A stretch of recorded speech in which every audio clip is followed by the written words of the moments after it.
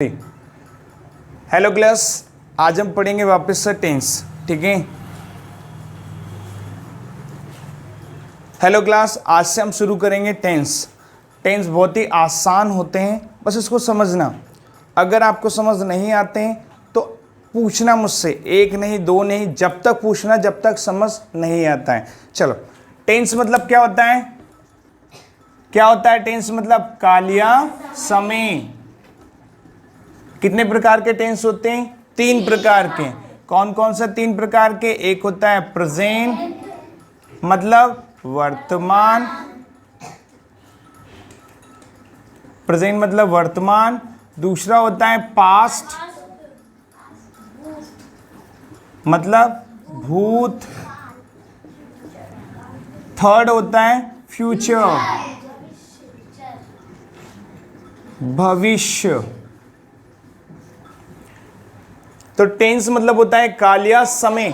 3 प्रकार के टेंस होते हैं। एक होता है प्रेजेंट, प्रेजेंट मतलब वर्तमान, पास्ट मतलब भूत एंड फ्यूचर मतलब भविष्य। अब प्रत्येक टेंस के भी 4 भाग होते हैं। कितने होते हैं? 4 भाग। कौन कौन से होते हैं? एक होता है इंडेफिनिट मतलब अनिश्चित।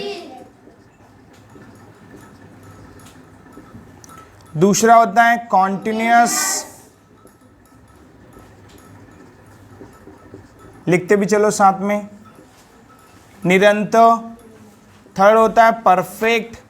एक काम करो, लिख तो आप उसमें भी लोगे, रहने दो, लिखना नोट्स में से मिल जाएगा। परफेक्ट मतलब पूर्ण। फोर्थ वाला परफेक्ट कॉन्टिन्यूअस पूर्ण निरंतर। तो टेंस मतलब होता है कालिया समय। टेंस मतलब कालिया समय। 3 प्रकार के टेंस होते हैं। एक होता है प्रेजेंट, पास्ट, फ्यूचर।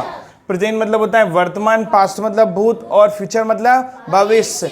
अब प्रत्येक टेंस के कितने भाग होते हैं? 4 भाग।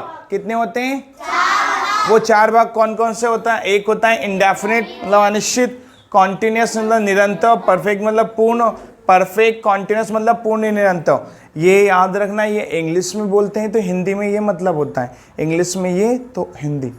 समझ में आ रहा है? जैसे प्रेजेंट के 4 भाग होंगे वैसे के वैसे ही पास्ट के 4 भाग होंगे, वैसे के वैसे ही फ्यूचर के 4 भाग होंगे। अब इनको कैसे जोड़ते हैं? ऐसे जोड़ते हैं, प्रेजेंट इंडेफिनिट टेंस अनिश्चित वर्तमान काल, प्रेजेंट कॉन्टिन्यूअस टेंस निरंतर वर्तमान काल, प्रेजेंट परफेक्ट टेंस पूर्ण वर्तमान काल, प्रेजेंट परफेक्ट कॉन्टिन्यूअस टेंस पूर्ण निरंतर वर्तमान काल। आ रहा है थोड़ा बहुत समझ में? थोड़ा थोड़ा आ रहा होगा ना? गुड। ऐसे धीरे धीरे आएगा। फिर पास्ट इंडेफिनिट टेंस अनिश्चित भूतकाल, पास्ट कॉन्टिन्यूअस टेंस निरंतर भूतकाल, पास्ट परफेक्ट टेंस पूर्ण भूतकाल, पास्ट परफेक्ट कॉन्टिन्यूअस टेंस पूर्ण निरंतर भूतकाल। वैसे के वैसे ही क्या होगा? फ्यूचर के भी 4 भाग होंगे। देखते हैं। फ्यूचर इंडेफिनिट टेंस अनिश्चित भविष्यकाल, फ्यूचर कॉन्टिन्यूअस टेंस निरंतर भविष्यकाल, फ्यूचर परफेक्ट टेंस पूर्ण भविष्यकाल, फ्यूचर परफेक्ट कॉन्टिन्यूअस टेंस पूर्ण निरंतर भविष्यकाल।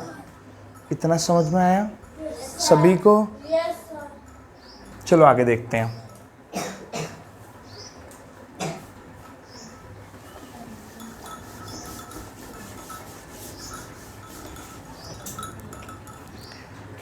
अब हम शुरू करेंगे किसको? प्रेजेंट टेंस को।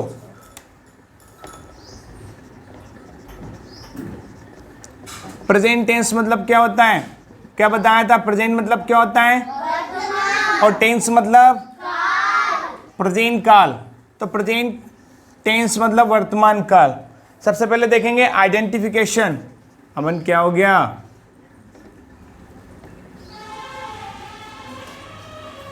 आइडेंटिफिकेशन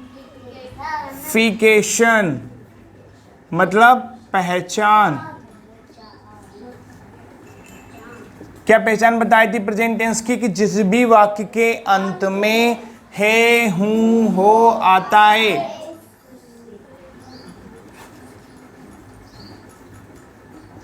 जिस भी वाक्य के अंत में है, हु, हो आता है, उससे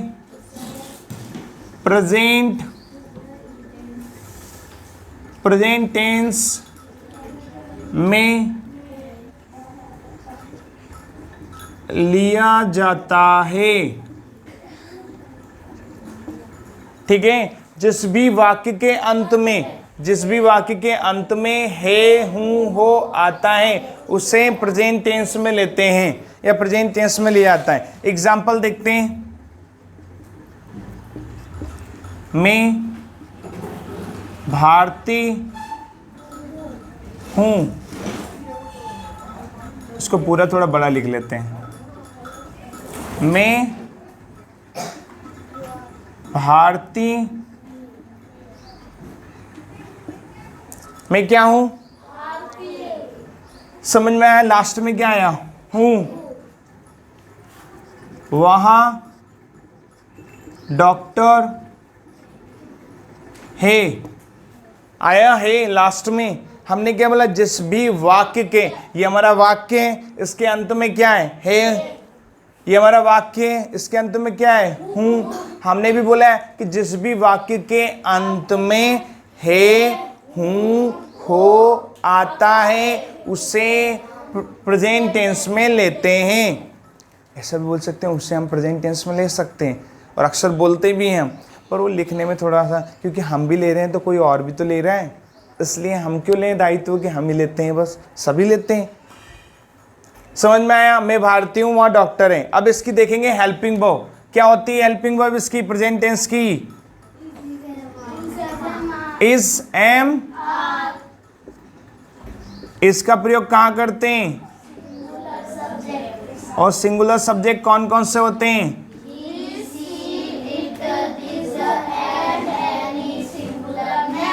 तो देखो, हेल्पिंग वर्ब मतलब होता है सहायक क्रिया। क्या होता है हेल्पिंग वर्ब मतलब?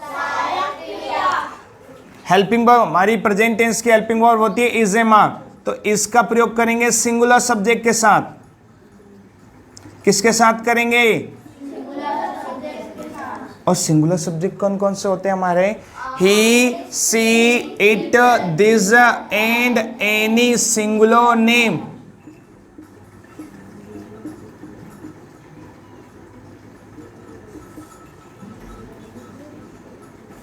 सिंगुलर द, इसका प्रयोग करेंगे सिंगुलर सब्जेक्ट के साथ। किसके साथ? Singular subject. और सिंगुलर सब्जेक्ट कौन कौन से हमारे? He, she, it, this and any singular name. He मतलब वहां, पुरुष के लिए। सी मतलब वहां, स्त्री के लिए। इट मतलब जब छोटे छोटे बच्चों की बात करेंगे, पेड़ पौधों की बात करेंगे, पशु पक्षी की बात करेंगे, जानवरों की बात करेंगे। जब भी हम किसी पक्षी की बात करते हैं, जानवर की बात करते हैं, पेड़ पौधों की बात करते हैं, छोटे छोटे बच्चों की, तो वहाँ पे हम इट का यूज़ करेंगे। जैसे हमने किसी पुरुष के लिए हम बताते हैं ना कि वहाँ डॉक्टर हैं, तो ही इज़ अ डॉक्टर, तो वहाँ पुरुष के लिए हम बोलेंगे ही, और वहीं स्त्री हुई तो सी। पर वहीं पर कोई बच्चा हुआ, जानवर हुआ, पशु हुआ, पक्षी हुआ, तो हम वहाँ पे क्या यूज़ करेंगे? इट। और जो नॉन लिविंग थिंग्स, जिसमें जान नहीं होती है, जिसमें जान नहीं होती है, उस वहाँ की जगह यूज़ करेंगे दिस। जैसे this is my chair, this is my marker, this is my shirt, this is my school. समझ में आया कि ये भी लिखवाएं? And any singular name. Singular name मतलब एक सिंगल नाम। कितना नाम? सिंगल नाम। जैसे दीपक, नैतिक, नैतिक छात्र हैं, नैतिक इज अ स्टूडेंट। अमन छात्र हैं, Aman is a student. Singular subject है ना? तो हमने क्या बोला कि इज हेल्पिंग वर्ब का यूज करते हैं हम सिंगुलर सब्जेक्ट के साथ। किसके साथ? और सिंगुलर सब्जेक्ट कौन कौन से होते हैं? He, she, it, this and any singular name. अगली देखते हैं, एम का यूज किसके साथ करेंगे? आई सब्जेक्ट के साथ, आई सब्जेक्ट के साथ। और आर हेल्पिंग वर्ब का प्लूरल सब्जेक्ट के साथ। और प्लूरल सब्जेक्ट कौन कौन से होते हैं हमारे? I, we, you, they and any plural. अब देखो इधर, आई मतलब मैं। अब हमने बोला कि इज हेल्पिंग वर्ब का प्रयोग करते हैं सिंगुलर सब्जेक्ट के साथ, एम हेल्पिंग वर्ब का आई सब्जेक्ट के साथ, और आर हेल्पिंग वर्ब का प्लूरल सब्जेक्ट के साथ। सिंगुलर सब्जेक्ट तो पढ़ लिए हमने, अब हम देखते हैं प्लूरल सब्जेक्ट। ये आई, इसमें देखो जो प्लूरल सब्जेक्ट होता है ना, उसमें हमारे प्लूरल में आई भी होता है, बट यहाँ पे प्रेजेंट टेंस में हम प्लूरल सब्जेक्ट में आई का यूज कर रहे हैं। ठीक है, इसमें हमारे पास एक एक्स्ट्रा एक हेल्पिंग वर्ब एक्स्ट्रा है ना। ठीक है, उस हेल्पिंग वर्ब को तो आई सब्जेक्ट के साथ करते हैं। हाँ, हम इसे यहाँ पे मिटा सकते हैं, लेकिन याद रखना आई जो होता है वो प्लूरल सब्जेक्ट होता है। ठीक है, वो एक केस है, सब्जेक्टिव केस, उसमें समझ में आएगा, बताएंगे वो अभी। ठीक है, तो आई, अभी हम बात करें प्लूरल सब्जेक्ट की। अभी हमने ऐसा नहीं बोला कि प्लूरल सब्जेक्ट, हमने बोला जरूर है कि आई सब्जेक्ट के साथ एम हेल्पिंग वर्ब का यूज कर रहे हैं, पर हमने ये भी तो बोला है कि आर हेल्पिंग वर्ब का यूज हम प्लूरल सब्जेक्ट के साथ कर रहे हैं। किसके साथ कर रहे हैं? और प्लूरल सब्जेक्ट कौन कौन से? आई मतलब मैं, वी मतलब हम, दे यू मतलब आप, दे मतलब वे, जब एक से ज्यादा लोग होंगे। ठीक है, अब वो कोई भी हो। दे मतलब वे, and any plural name. Plural name मतलब एक से ज्यादा नाम। जब भी एक से ज्यादा नाम होगा, इधर एक से ज्यादा नाम कैसे? दीपक और विकास पढ़ाई करते हैं, पर अभी यहाँ पे हम प्रेजेंट टेंस की बात कर रहे हैं, तो हम बोलेंगे कि वे दोनों छात्र हैं। रमन एंड नमन क्या है? शिक्षक हैं। रमन आया, रमन और अमन शिक्षक हैं। देखो, है आया है, और हमने क्या बोला? जब भी दो नाम आते हैं तो प्लूरल सब्जेक्ट में जब भी एक से ज़्यादा नाम आएंगे, एक से ज़्यादा नाम, वो हमारा प्लूरल सब्जेक्ट होगा। और जब जब प्लूरल सब्जेक्ट होगा, हेल्पिंग वर्ब क्या आएगी? आर। इतना समझ में आया? सेंटेंस बनाएं, इसके कुछ सेंटेंस बना के देखते हैं। जैसे हेल्पिंग वर्ब हो गया ना, वहाँ शिक्षक है, तो वहाँ, अब यहाँ पता नहीं चल रहा है कि लड़की है कि या पुरुष है कि स्त्री है, तो वहाँ शिक्षक है, नहीं पता चल रहा है ना? क्यों नहीं चल रहा है? अगर वो शिक्षिका है तो आता है कि नहीं? भाई साहब, वहाँ शिक्षक है मतलब वो पुरुष है। जैसे छात्र है, तो छात्र में समझते हैं वो लड़का है, छात्र है तो पुरुष है। और अगर हम बोलते हैं वहाँ छात्राएं, तो समझ में जाता है कि वो लड़की है। हमने बोला है कि वहाँ शिक्षक है तो ये पुरुष है, तो यहाँ क्या बोलेंगे? वहाँ को क्या बोलेंगे? ही हमारा कौन सा सब्जेक्ट है? सिंगुलर की प्लूरल? सिंगुलर। तो सिंगुलर के साथ हेल्पिंग वर्ब कौन सी आएगी? तो ही इज आ टीचर।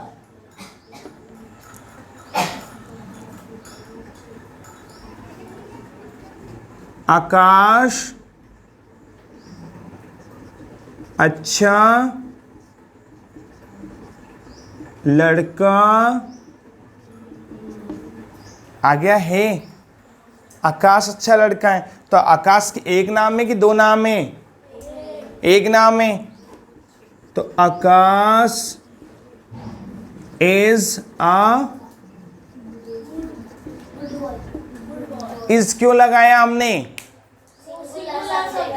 क्यों लगाया? पर अगर हम ऐसा बोल देते हैं कि नमन और चमन डॉक्टर हैं, अमन और चमन डॉक्टर हैं, तो अमन एंड चमन कितने नाम हो गए ये? सिंगुलर की प्लूरल?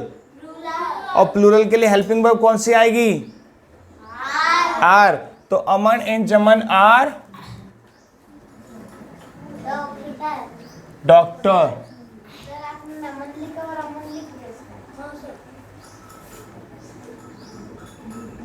लो नमन मात्रा आएगी ना, ठीक है? अब सही है? हाँ थोड़ा बता दिया करो, हो जाती है गलतियां अपने से भी। आया समझ में सभी को? अब देखो इसकी प्रैक्टिस कैसे करेंगे। सबसे पहले तो इसको समझेंगे कि देखो आइडेंटिफिकेशन, प्रेजेंट टेंस का मतलब होता है वर्तमान काल। प्रेजेंट टेंस मतलब क्या होता है? उससे पहले वहीं से शुरू करो जहां से शुरू किया था। हमने देखा था टेंस मतलब होता है काल या समय। क्या होता है? क्या होता है? टेंस कितने प्रकार के होते हैं? तीन प्रकार के, present tense, past tense, future tense. प्रत्येक टेंस के कितने भाग होते हैं? 4 भाग।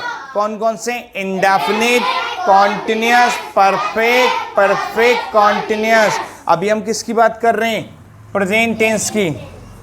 अच्छा एक बात बताओ, जैसे प्रेजेंट टेंस के 4 भाग होते हैं वैसे पास्ट के होते हैं कि नहीं होते हैं? और उसके फ्यूचर के होते हैं। तो अब बात करते हैं प्रेजेंट टेंस की। किसकी बात कर रहे हैं? अरे किसकी? कुछ खाया पिया नहीं है क्या आज? तो प्रेजेंट टेंस की सबसे पहले देखेंगे पहचान में देखेंगे जिस भी वाक्य के अंत में, वाक्य क्या होता है हमारा? ये हमारा एक वाक्य, ये हमारा वाक्य है। तो जिस भी वाक्य के अंत में है, हूं, हो आता है उसे हम प्रेजेंट टेंस में लेते हैं या प्रेजेंट टेंस में लिया जाता है। जैसे मैं भारतीय हूँ, आया हूँ, वहाँ डॉक्टर है आया। अब इधर हम हेल्पिंग वर्ब सहायक क्रिया का भी यूज करते हैं, इज एम आर का। किसका यूज करते हैं? इज एम आर का। इसका प्रयोग करेंगे सिंगुलर सब्जेक्ट के साथ। किसका करेंगे? और सिंगुलर सब्जेक्ट हमारे कौन कौन से होते हैं? He, she, it, this and any singular name. Singular subject कौन कौन से होते हैं? He, she, it, this and any singular name. सभी का मतलब पता ही चल गया होगा। ही मतलब वहाँ पुरुष के लिए, सी मतलब वहाँ स्त्री के लिए, इट मतलब छोटे बच्चों के लिए, पेड़ पौधों के लिए, पक्षी के लिए और पशुओं के लिए। दिस का जिसमें जान नहीं होती है, नॉन लिविंग थिंग्स के लिए। एंड एनी सिंगुलर नेम किसी भी सिंगल नाम के लिए। एम का आई सब्जेक्ट के साथ, एम हेल्पिंग वर्ब का आई सब्जेक्ट के साथ। उसके बाद आर का यूज करते हैं प्लूरल सब्जेक्ट के साथ। किसके साथ? तो प्लूरल सब्जेक्ट कौन कौन से होते हैं हमारे? I, we, you, they and any plural name. Singular नहीं, प्लूरल नेम। आई मतलब मैं, वी मतलब हम, यू मतलब आप या तुम, दे मतलब वे एंड एनी प्लूरल नेम। देखो आई में जब भी मेरी बात करूंगा कि मैं, तो मैं के लिए हम यूज करते हैं आई। वी मतलब हम सबकी बात करेंगे।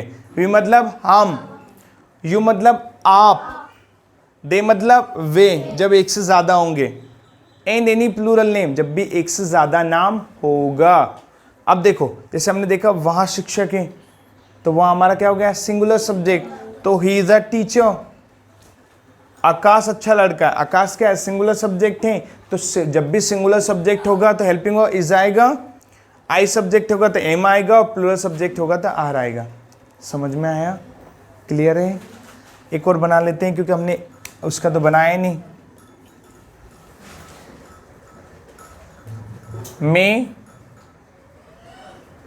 मैं एक